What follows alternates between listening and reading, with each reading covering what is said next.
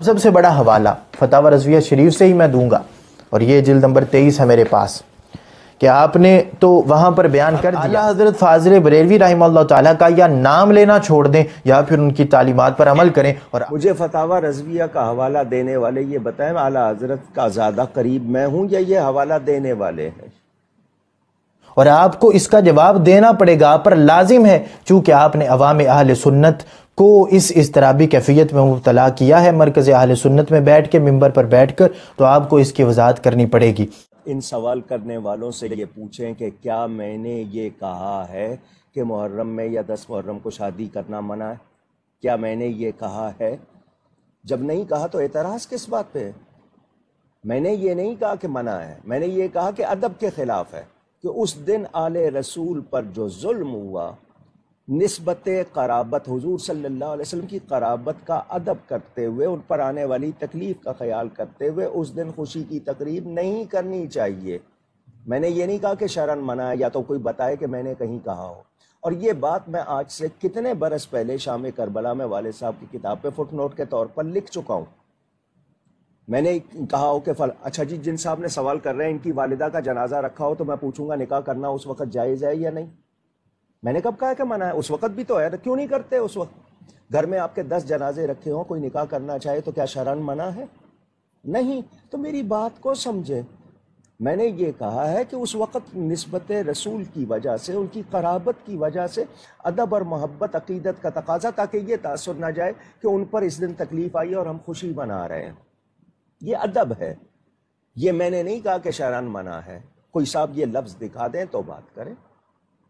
میں نے اگر یہ کہا ہو، مجھے فتاوی رضویہ کا حوالہ دینے والے یہ بتائیں اعلیٰ حضرت کا زیادہ قریب میں ہوں یا یہ حوالہ دینے والے ہیں؟ مجھ پر یہ بدگمانی کیوں کی جا رہی ہے؟ میں نے کب کہا ہے کہ شرعاً منع ہے؟ میں نے صرف کہا ہے ادب اور محبت کی وجہ سے اس دن خوشی کی تقریب نہیں کرنی چاہیے، تاکہ یہ تاثر نہ ہو کہ ان پر جو تکلیف آئی ہے ہم اس سے خوش ہو رہے ہیں۔ یہ صرف ادب اور محبت ہے۔ یا تو میں نے کسی جگہ کہا ہو کہ اس دن شادی کرنا حرام ہے یا ناجائز ہے، یہ میں نے کہیں کہا ہے؟ کوئی دکھا دے۔ تو جب نہیں کہا ہے تو میری بات کو سمجھیں۔ بات کو سمجھنا نہیں ہے اعتراض شروع کر دیتے ہیں، پہلے بات کو تو سمجھیں۔ تو پہلی وضاحت جو آپ کی آئی تھی اس کے لحاظ سے بھی ہم نے یہی آپ سے مطالبہ کیا تھا کہ جانے انجانے میں ہم نے حسن ظن رکھ کے آپ سے یہ کہا، ہم کوئی تفصیلی یا رافضی نہ خود کہتے ہیں نہ کسی کو کہنے کی اجازت دیتے ہیں کہ وہ آپ کو کہیں۔ باقی جو عوام اہل سنت میں اضطراب کی کیفیت تھی، ہم نے کہا تھا اس کو ختم کریں، اور آپ نے آ کر بات کو پلٹنے کی کوشش کی، اور معذرت کے ساتھ آپ نے جو اپنی دوسری وضاحت کی، جو انشاءاللہ تبارک و تعالیٰ بھی میں تذکرہ بھی اس کا کرتا ہوں، آپ نے اس کے اندر خیانت کرنے کی کوشش کی اور آپ نے بالکل بات کا رخ ہی پلٹ دیا۔ تو میں جو پہلے آپ نے عقیدہ معصومیت بیان کیا ہے، ہم اس کے لحاظ سے آپ سے رجوع کا مطالبہ کر رہے ہیں، اور آپ یہ نہیں کہہ رہے کہ آپ نے کوئی جان بوجھ کر بیان کیا ہے، آپ سے جذبات میں آ کر اور یا مطالعہ نہیں تھا، اس وجہ سے آپ سے وہ ہو گیا۔ اور ہم نے بطور چیلنج یہ بات کی کہ ایک بھی کوئی مسلمہ شخصیت اہل سنت کی دکھا دیں کہ جنہوں نے جو آیت تطہیر ہے اس کا یہ مطلب نکالا ہو، اور ہم اللہ کے فضل اور توفیق سے اگر آپ چاہتے ہیں تو ہم آپ کو درجنوں دلائل یہ دکھا سکتے ہیں، اور کسی کو بھی شوق ہو تو وہ کوئی بھی روافض کی کتاب اٹھائے جو معصومیت کا عقیدہ انہوں نے بیان کیا ہے، تو ان کی پہلی دلیل یہی ہوتی ہے جو آیت تطہیر کے لحاظ سے وہ پڑھ کے یہی کہتے ہیں کہ اہل بیت اطہار سے خطا نہیں ہو سکتی، اور یہی کچھ انہوں نے بیان کیا ہے۔ اور بہرحال جو دوسری آگے وضاحت کی گئی، جس کے اندر میں نے انہوں نے جو اعتراض کیا کہ محرم الحرام میں اور خاص طور پر 10 محرم کو جو ہے وہ شادی کا سوال کہاں سے آیا، کس نے کیا، یعنی سوال کو جرم بنایا گیا۔ اس سوال کی گنجائش کیسے نکلی؟ اس سوال کی گنجائش کیسے نکلی؟ 10 محرم کو شادی کرنے کا سوال کس نے کیا؟ اس کو میڈیا پہ کیوں رکھا گیا؟ ہم سے یہ باتیں برداشت، ہمیں کوئی شبہ نہیں ہے ان کی سنیت پہ، لیکن اس طرح کی بات کر کے وہ سنیوں میں درار نہ لانے دیں۔ اس مرکز سے یہ آواز میں لگا رہا ہوں، اپنی ذمہ داری پہ لگا رہا ہوں، ریکارڈنگ دنیا بھر میں سنی جا رہی ہے۔ ہمیں صحابہ اہل بیت وہ تو بڑی شان رکھتے ہیں، ہمیں تو ان کے بارے میں ہلکا لفظ گوارا نہیں ہے۔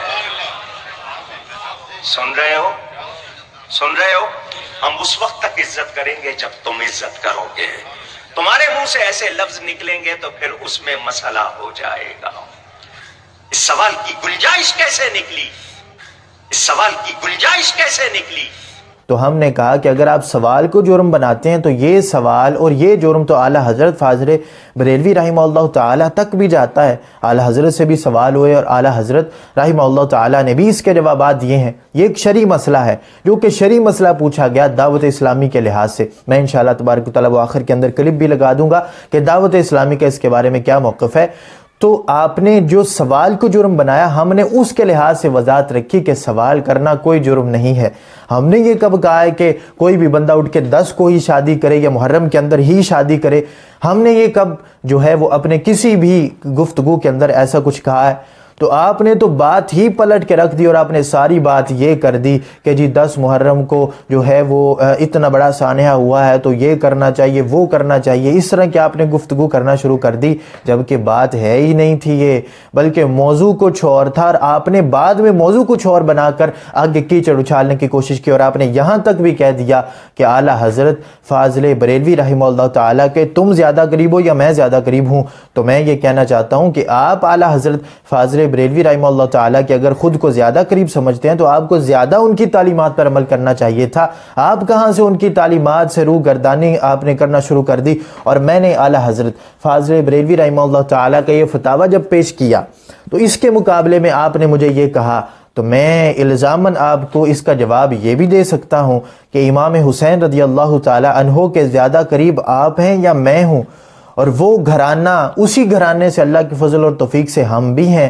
اور میں بطور فخر کے، کیونکہ رسول اللہ صلی اللہ علیہ وسلم نے فخر سے منع فرمایا نسب کے اعتبار سے، تو میں اس وجہ سے نہیں کہہ رہا بلکہ میں آپ کی بات کا جواب دے رہا ہوں اور جواب کا انداز اور ہوتا ہے. ہم یہ آپ کو سمجھاتے رہے ہیں. تو بہرحال ہم یہ نہیں کرتے کہ کسی کو پکڑ کے کہیں کہ جی 10 کو شادی کرو یا محرم میں شادی کرو.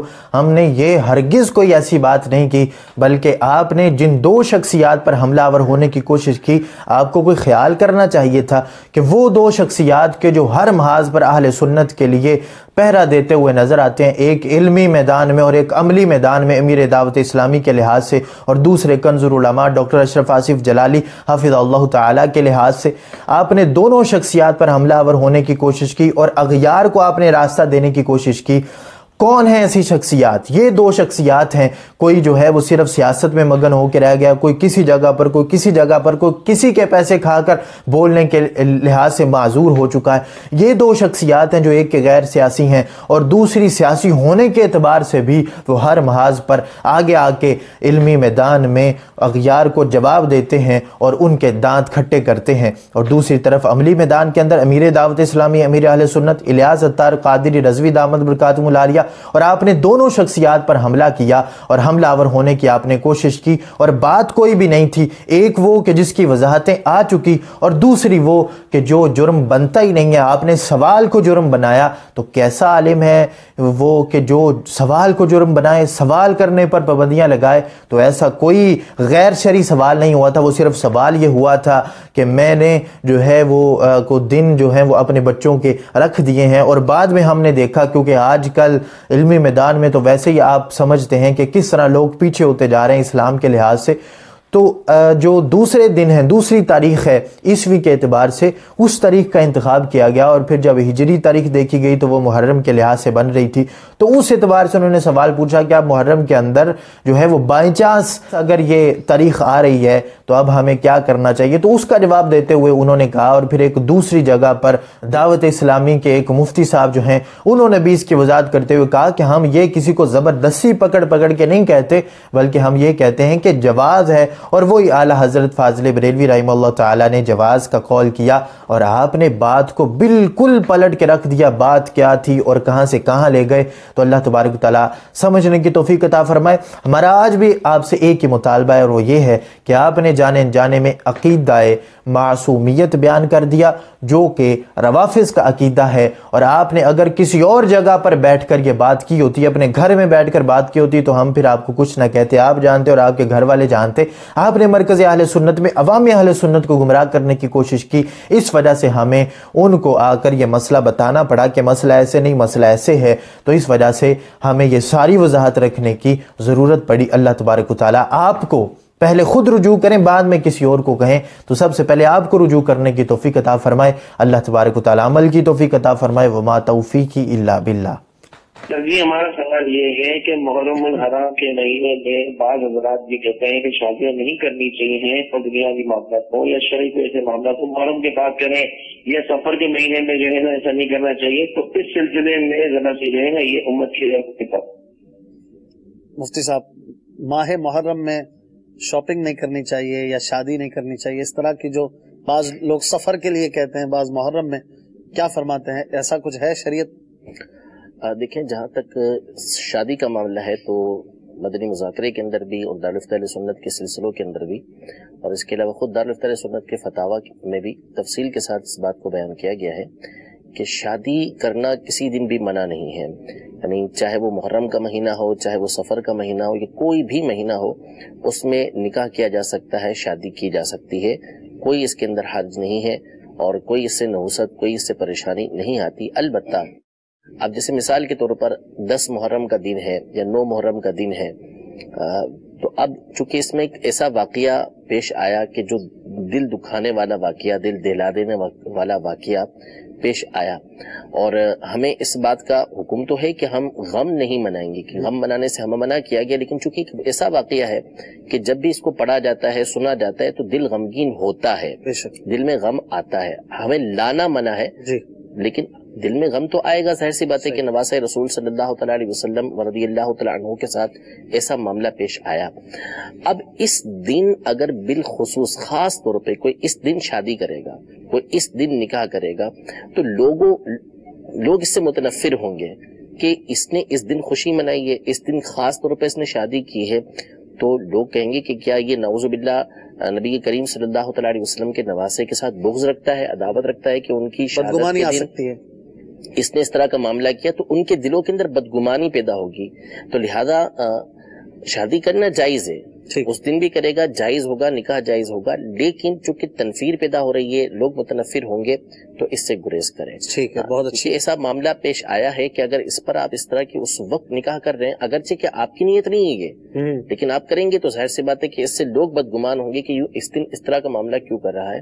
باقی رہا نکاح کرنا، تو چاہے وہ محرم کا مہینہ ہو، چاہے وہ سفر کا مہینہ ہو، یہ بالکل جائز ہے.